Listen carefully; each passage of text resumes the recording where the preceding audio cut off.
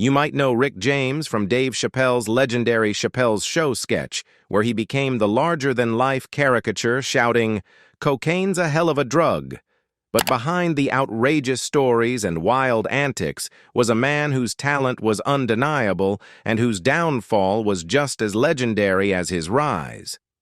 From his complicated love life and his children to the eerie remains of his abandoned home, we're diving deep into the life of the man who gave us Super Freak.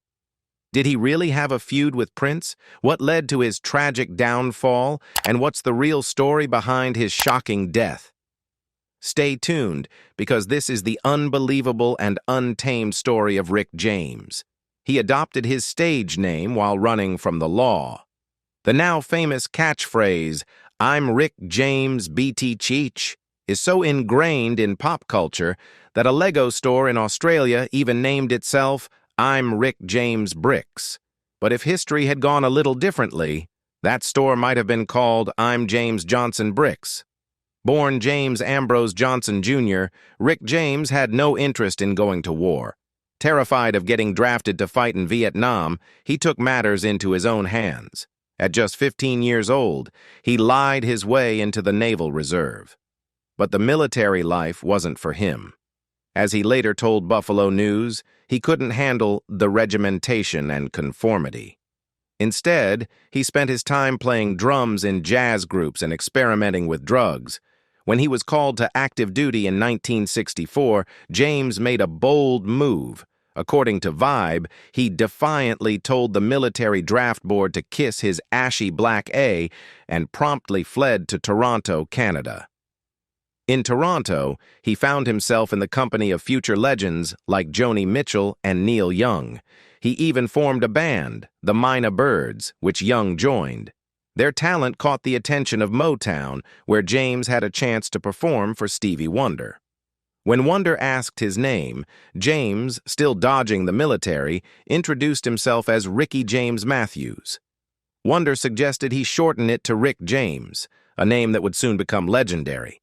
But his rebellious streak wasn't done causing trouble just yet. Still a wanted man, James was eventually caught and sentenced to time in a military prison, effectively ending the Mina Birds. But while that chapter closed, Rick James was just getting started. Mike Tyson's Hollywood story, Rick James hit Carlton from Fresh Prince. Fans of Chappelle's Show still crack up over the legendary Charlie Murphy's True Hollywood Stories sketch, where Dave Chappelle, playing Rick James, delivers the infamous line, "What did the five fingers say to the face? Slap!" before actually slapping Murphy. But according to Mike Tyson, Rick James's hand had a habit of making unexpected introductions, including one to the Fresh Prince of Bel-Air's Alfonso Ribeiro. In his memoir, Undisputed Truth, Tyson recalls a wild night on Sunset Boulevard when he was drinking in a hotel lobby with an underage Ribeiro and his Silver Spoon's co-star Ricky Schroeder. Tyson estimated Schroeder was about 17 and Ribeiro around 16, putting this incident somewhere around 1987. Enter Rick James, rolling up in a flashy Rolls-Royce. He walked over, dapped up Tyson, and then turned his attention to Ribeiro. "Aren't you an actor?" he asked, before suddenly smacking him. As if that wasn't enough, James then grabbed Ribeiro's beer and downed it. Tyson, surprisingly, took issue with James hitting a kid, though he didn't seem too bothered by said kid illegally drinking. Tyson may have been the baddest man on the planet, but when it came to handing out unexpected slaps, Rick James had him beat, the time he accidentally set himself on fire. Rick James once famously declared, "Cocaine is a hell of a drug." And if there was ever a moment to prove it, it was the night he literally went up in flames 10 years after comedian Richard Pryor famously set himself on fire while freebasing. It all went down in 1990 following an MC Hammer concert. James had recently squashed his beef with Hammer, despite the rapper's blatant use of Super Freak to create You Can't Touch This. Rather than hold a grudge, James actually joined Hammer on stage, a surprisingly gracious move, especially considering Hammer's massive parachute pants probably took up half the stage. But the good vibes didn't last long. Back at his place, James decided to celebrate the night the way he knew best, by smoking crack. According to his longtime drug supplier, Race Newman, James attempted to burn the remaining residue in his crack pipe by setting a plate on fire. Bad idea. While walking with the flaming plate, he accidentally dropped it, right onto his robe. Within seconds, the fire spread up his body, engulfing his sleeves. Newman acted fast, grabbing a bedspread to smother the flames. But in true Rick James fashion, the singer barely reacted. Still smoldering, he casually picked up the burning plate like nothing had happened and walked into his room, because apparently, not even catching on fire could ruin his high. The king of punk funk meets the Lizard King. Rick James and Jim Morrison were both music legends in their own right. James, the self-proclaimed king of punk funk, and Morrison, the enigmatic Lizard King of rock. But while both men built their careers on larger-than-life personas, their paths crossed in a way that was as bizarre as it was unforgettable. It was the late 1960s, and James was staying at the Los Angeles home of Stephen Stills, the legendary rocker from Crosby, Stills and Nash. One morning, James woke up to find a man sitting on the floor in a lotus position, completely still, deep in thought, and bleeding from his wrist. That man was Jim Morrison. James was startled, but Morrison? He was completely entranced by his own wound. Staring at the blood trickling down his arm, he mused, "Isn't the blood beautiful? Isn't that the deepest red you've ever seen?" Naturally, James rushed to get Stills, who quickly wrapped up Morrison's wrist and introduced the two musicians. What followed was a psychedelic deep dive into Morrison's mind. He picked James's brain about Motown, recited poetry about the dead angels of history returning as groupies, and generally embodied every trippy rock star cliché imaginable. James, never one to shy away from the wild side, appreciated Morrison's poetic spirit, but was far less impressed with his singing. Then came the ultimate test of rock star resilience, a group trip to Disneyland. Morrison, James, and their crew thought it would be a great idea to visit the happiest place on earth. But security had other ideas and refused to let them in. Undeterred, Morrison decided to take James on a different kind of trip. Handing him what he claimed was a mint, he tricked James into taking LSD. What followed was a mind-bending experience. But through it all, James took away one important lesson. A singer's persona is just as powerful as their voice. And if anyone knew how to cultivate a persona, it was these two kings. One of funk, one of rock, and both absolute masters of chaos. A pimp with a heart of cold. Thanks to Dave Chappelle, it's almost impossible to hear Rick James's Cold-Blooded without picturing Chappelle as James, socking Charlie Murphy in the face and crooning "Cold-Blooded." But in reality, the song had nothing to do with punching Murphy. James allegedly wrote it about the Exorcist star Linda Blair, whom he dated in the 1980s. However, the phrase cold-blooded held a much deeper meaning for James, especially when it came to his brief, ill-fated attempt at being a pimp. In his autobiography, Glow, James recalled that during his early days at Motown, he was working as a staff writer but wanted to bring in some extra cash. That's when singer Jimmy Ruffin, brother of the Temptations' David Ruffin, pitched him an idea. They should go into the pimping business, using their own girlfriends as workers. Most people would have shut that down immediately, but James wasn't exactly most people. Instead, his moral compass led him straight to Canada, where he and Ruffin gave it a shot. But as it turned out, James just wasn't cold-blooded enough for the job. He was terrible at being a pimp, not because he was bad at making money, but because he had too much heart. He wouldn't force the women to work when they were tired. He lent them money. He even went after violent clients who mistreated them. Eventually, he gave up entirely, admitting that he just didn't have the hard-edged discipline and cold-blooded attitude the profession required. For someone known for his wild, unfiltered persona, James's short-lived career as a pimp proved one thing. Even the super freak had his limits. I only wanted to see you crying in the purple pain."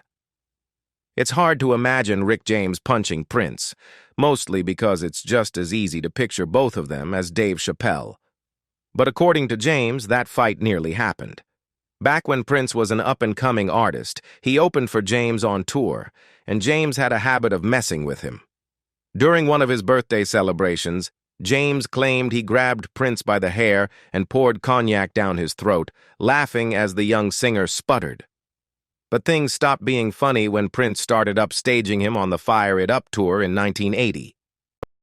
James wasn't just mad about Prince stealing the spotlight, he accused him of straight-up copying his entire act. "Prince was emulating my mic moves like a mother fair. He was calling out my funk chants and even flashing my funk sign," James later said. So, in true Rick James fashion, he got revenge. According to Pitchfork, when James later opened for Prince, he allegedly stole his synthesizers, used them on his Street Songs album in 1981, and then returned them with a note that simply said, "Thank you." Things nearly turned violent after the American Music Awards, when James's mother, who was a huge Prince fan, asked for his autograph and got completely ignored. Furious, James took off after Prince, or as he called him, "that little turd." Prince's manager had to intervene, and Prince ended up apologizing for the snub. But he didn't stop there. He also stole James's date, model Denise Matthews, started dating her himself, and turned her into a pop star as Vanity. Now that was cold-blooded. He chose Tina Marie over Diana Ross. Rick James wasn't just a powerhouse performer, he was also a prolific songwriter and producer who had a hand in some of the most memorable hits of the 80s. In 1982, he wrote, produced, and performed on The Temptations' hit, Standing on the Top, a collaboration that paid homage to the Motown legends who had paved the way for him. He later helped Eddie Murphy score his biggest musical success by co-writing and producing Party All the Time, a song that became a surprise hit despite Murphy's reputation as a comedian. Hopefully, that made up for the time James infamously ground his boots into Murphy's couch. James nearly worked with another Motown icon, Diana Ross, but his plans changed when he stumbled upon an artist who completely captivated him, Tina Marie. While walking through Motown's headquarters, James heard an unbelievable voice echoing through the halls. "I heard this girl singing her off. I walked in. I said, 'Wow, you're really great,'" he later recalled. That was an understatement. Marie's vocal range and raw emotion stunned him. "Never in my life had I heard such a range with so much passion," he said. Despite her talent, Marie had yet to break through commercially. That changed when James took her under his wing, producing her debut album and forging a musical partnership that would define both of their careers. Together, they recorded a string of electrifying duets, including the beloved Fire and Desire, a song that showcased their undeniable chemistry. Their connection wasn't just professional, it turned romantic. But their relationship was tumultuous, and Marie later admitted that they were simply too different. "Rick was insane, and I wasn't," she once quipped. Over time, their love evolved into something more like a deep friendship. But not in a Cersei and Jaime kind of way, she clarified with a laugh. Even after their romantic relationship ended, they remained close, and James formed a strong bond with Marie's daughter. In 2004, during what would be his final live performance, James shared the stage one last time with his dear friend. Together they performed Fire and Desire, a fitting farewell for a partnership built on passion, music, and an unbreakable bond. Steven Tyler's Blowy Knife. Celebrity drug stories are everywhere, but some stand out for being especially wild. Plenty take a dark turn, like the time James Brown, high on PCP, led police on a chaotic car chase after threatening a room full of people with a shotgun over the possibility that someone had used his private bathroom. But not every drug-fueled encounter ends in disaster. Take the time Rick James and Steven Tyler bonded over music, cocaine, and a rather dramatic choice of paraphernalia. a large Bowie knife. In his autobiography, Glow, James recalled that he had always been a fan of Aerosmith, particularly their song Dream On. So when he found himself working on his 1978 album, Come Get It, in the same building as the band, he was thrilled when Tyler dropped by to check out his music. James played You and I, a funk-heavy track destined to become his first big hit, and Tyler immediately got into it. He started dancing like James Brown, James wrote.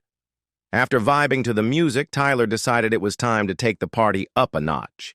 He pulled out a massive bag of cocaine, along with an equally massive Bowie knife, and the two took turns doing lines off the blade. Fueled by their impromptu bonding session, James felt an overwhelming surge of confidence in his work and threw himself into finishing the album. The next time he and Tyler crossed paths, it wasn't in a studio, it was in rehab, multiple times. According to James, Tyler had a way of making rehab more entertaining, cracking off-the-wall wisdom and even jumping on James's back for piggyback rides. Despite their shared history of excess, both musicians left their mark on rock and funk, proving that sometimes even the wildest moments can lead to something great. His mother ran numbers for the Italian mob. It wouldn't be a stretch to imagine that the first thing Rick James did when he was born was slap his doctor. That's just the kind of rebellious spirit he had from the get-go. His mother often said that he gave her the most trouble out of all 8 of her kids, and some of that trouble was almost endearing, or at least mischievously wicked. Rolling Stone once reported that young Rick would fill the family bathtub with stray dogs, dump itching powder down his baby sister's back, and once even lodged a pearl in his brother's ear. But by the time he hit 13, his antics escalated. He started stealing cars, sometimes just for the thrill, other times to visit his women on the other side of town. Along with joyriding, he was experimenting with heroin and committing burglaries. Psychiatrists never pegged him as crazy, but it's easy to see how his environment might have influenced his wild behavior. James grew up in poverty, with an abusive father who had left when he was still a kid, before he turned 8. His mother was a complex figure. She was strict about raising her kids as Catholics, yet also ran an illegal gambling operation for the Italian mob. James recalled winter days spent crying and lugging bags of numbers books around for her, a strange mix of family love and crime that shaped his early years. He was accused and convicted of horrific crimes. In 1991, Rick James's life took a dark and tragic turn following the death of his mother. In his memoir, Glow, he admitted, "There was nothing to keep me from descending into the lowest level of hell." That descent led to shocking acts of violence. That year, James and his then-girlfriend, who would later become his wife, Tanya Hijazi, were arrested for a horrifying crime. They allegedly tied up a female guest at their home, burned her with a crack pipe around 20 times, tortured her with a heated butcher knife, and forced her to take drugs and perform humiliating acts. In 1992, while out on bail, James and Hijazi reportedly did the same thing to Mary Sauger, a music executive who had known James for 6 years. Sauger accused the couple of repeatedly slapping and choking her over the span of 20 hours. By 1993, James and Hijazi were standing trial for both incidents. In court, James spoke of spiraling into deep depression after his mother's death and attempting to numb the pain with drugs. However, he denied the abuse, claiming, "I abuse drugs, not women." Hijazi pleaded guilty to assault and served 15 months in prison. James was acquitted of the first charge, but was convicted for imprisoning and assaulting Sauger, as well as for drug trafficking. He was sentenced to 5 years in prison, but his sentence was reduced due to prosecutorial misconduct. "I'm Rick framed, snitch." In the 1990s, Rick James hit rock bottom and kept falling. In 1994, he was sentenced to 5 years and 4 months in prison for the assault and imprisonment of music executive Mary Sauger, as well as for drug trafficking. However, James only served a little over 2 years behind bars, during which he wrote over 300 songs. His early release wasn't due to good behavior, but because of the misconduct of an investigator. Craig Gannett, the investigator involved in James's case, was so determined to see him stay behind bars that he resorted to criminal actions himself. Police records revealed that Gannett had bribed a key witness, Michelle Allen, with heroin, money, and various other favors. While Allen was in jail, Gannett made hundreds of phone calls to her and sent her thousands of dollars. He even bailed her car out of impound and used police computers to conduct illegal searches at her request. In exchange, Allen provided damaging testimony against James, including a false claim that he had broken her arm. Later, she admitted that it was actually her boyfriend, not James, who had hurt her. James's defense lawyer argued that he did not assault Sauger and that it was, in fact, his girlfriend who had been the sole attacker. While there was evidence showing James had punched at least one woman during a drug binge, Gannett's actions ultimately undermined the integrity of the entire case. Despite the serious flaws, Gannett was never jailed and was allowed to retire without facing consequences. He would have told Hammer not to touch Super Freak. MC Hammer's "You Can't Touch This" was one of the biggest hits of 1990 and probably one of the most unintentionally ironic songs in rap history. The first verse kicks off with, "My music hits me so hard makes me say, oh my lord," and ends with, "And this is a beat, you can't touch." While Hammer was getting hit by the music, other rappers were criticizing his rhyming skills, and Rick James hit him with a lawsuit because, well, it wasn't even really his music. It turns out the beat that "You Can't Touch" was one that Hammer technically couldn't touch either. He had sampled Rick James' 1981 hit Super Freak without permission, rhymed hard with Lord, and bragged in a way that didn't impress anyone. While Billboard called it a brilliant move, praising how Hammer piggybacked on a well-known hit to grab attention, Rick James wasn't so impressed. "I wasn't impressed with that SAT," he said. At first, James wasn't a fan of sampling in general, but as he later admitted, "You Can't Touch This made me a shitload of money," and did wonders for my appreciation of sampling. However, he also made it clear that if Hammer had asked for permission to use Super Freak, he would have said, "You can't touch this." These insane pictures of Rick James's house in 1979. You can learn a lot about a person from their home. And no, it's not just about whether they're tidy or messy. It's about the vibe, the layout, the energy, basically their feng shui. Is the person someone with a cluttered mind, living in a maze of possessions? Or maybe their space has a minimalist modern vibe that gives off balance and peace. Then there's the type of place that feels like it was built for endless nights of chaos, wild parties, and mind-bending trips, a place where every wall has a story to tell, and you can probably guess which category Rick James's house fell into. Rick James was, to put it simply, a bad motherfucker.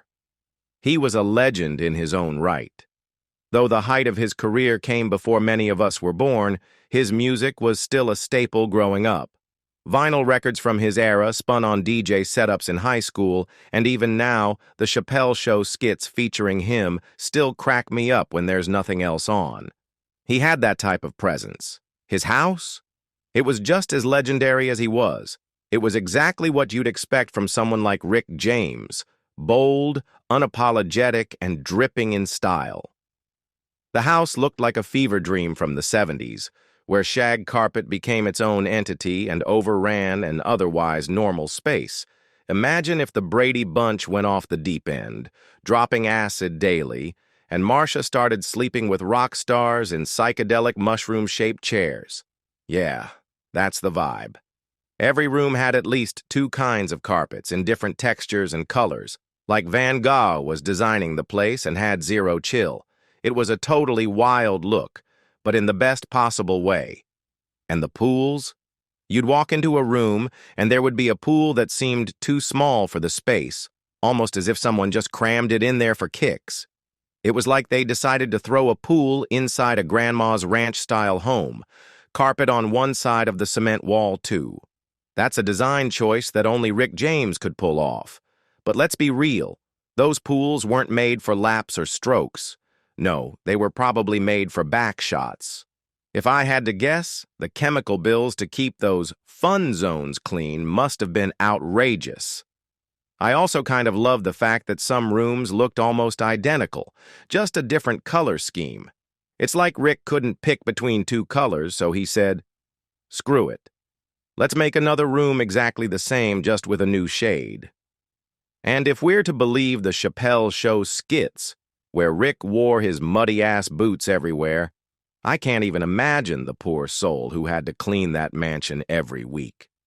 Rick was tracking the whole outdoors through that 99% carpeted Fraggle Rock-looking mansion.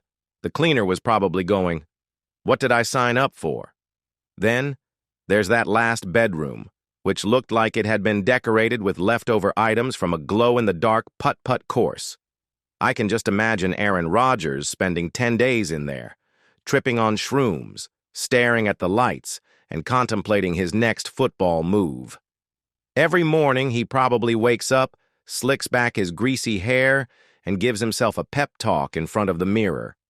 "I deserve good things. I am entitled to my happiness. I refuse to beat myself up. I'm attractive. I'm fun to be with." Because let's face it, Aaron Rodgers is just Stuart Smalley trying to be cool. And of course, we can't forget the pièce de résistance, the fuck palace. You don't hang a giant heart-shaped light over a pink bed and not expect some wild nights. That bed? Oh, it's seen some things. Probably literally seen some things. After all, Rick James was the super freak.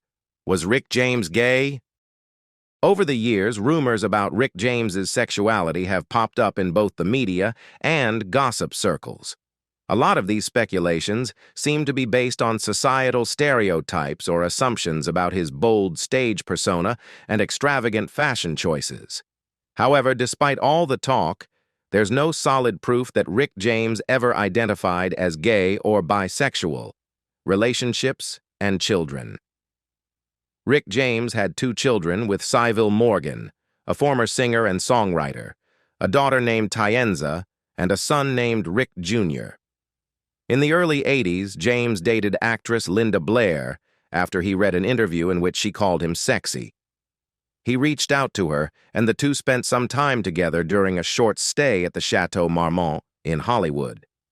During their relationship, Blair became pregnant and chose to have an abortion. In his memoir, James wrote about the pain of her decision, sharing, "I loved Linda, and it hurt me that she would choose to abort our child without even wanting to talk to me about it first. I still look back on her choice with sadness and wonder about our baby, and how having that child might have changed my life." His hit song, "Cold-Blooded," was inspired by their relationship, with James describing it as a reflection of how Linda could freeze my blood. In 1989, James met 17-year-old partygoer Tanya Hijazi. The two began a relationship and had a son, Tasman, in 1993. After both had served time in prison for assaulting Mary Sauger and Francis Alley, they married in 1993-1996 and divorced in 2002. James was also very close with Tina Marie, whom he began working with in 1979. They had a professional partnership that lasted for decades. Tina Marie once shared that they were briefly engaged for 2 weeks. Their collaboration continued into 2004, when Marie released her comeback album La Dona, which included their duet, I Got You. When James passed away, Tina Marie was deeply affected by his death, later revealing that she struggled with a painkiller addiction following the loss. Health problems and death. On the morning of August 6, 2004, Rick James was found dead by his caretaker in his Los Angeles home at the Oakwood Toluca Hills apartment complex near Burbank. He was 56 years old. His longtime publicist, Sujata Murthy, confirmed his death, stating it was from natural causes. James passed away from pulmonary and cardiac failure, complications linked to his health issues, including diabetes, a previous stroke, a pacemaker, and a heart attack. An autopsy revealed various substances in his system, including alprazolam, Xanax, diazepam, bupropion, Wellbutrin, citalopram, Celexa, hydrocodone, digoxin, digitalis, chlorpheniramine, methamphetamine, and cocaine. However, the coroner noted that none of these substances were at levels that would have been life-threatening on their own. After a public viewing for fans, a private memorial was held at Forest Lawn Memorial Park in Hollywood Hills. A public funeral took place on August 14, 2004, at St. John Baptist Church in Buffalo, New York, where about 6,000 fans attended the viewing. Following the service, James was cremated, and a tribute concert was held later that day at Martin Luther King Park. His ashes were later buried at the Forest Lawn Cemetery in Buffalo. Rick James left an undeniable mark on the music world, with one of the most significant recognitions being his posthumous induction into the Rock and Roll Hall of Fame, in 2015. This honor highlights his profound impact on the funk and R&B genres, as well as his overall contributions to the music industry. His distinctive style and iconic hits are still celebrated by both fans and fellow musicians, ensuring his place in music history remains secure.